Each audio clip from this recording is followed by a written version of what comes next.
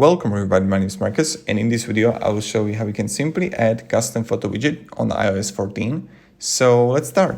The first thing you want to do is when you're gonna be in apps, just press somewhere on your apps, click plus, and here when you're gonna scroll down, you're gonna see photos. But what you want to do is don't go through here, but go through App Store and just right here photo widget and choose the first one or the second one. I'm using the second one, and just click here on it, and you can use up to 30 photos.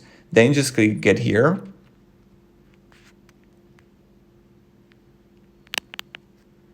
and face not recognized, okay. I need to sign with the Apple ID, okay. Whatever, but this is how we do it. So you double click on it, you download it, and you can use it after 30 photos, because when you're going to use the normal photo, you're going to have limited options on what kind of photos you want to use.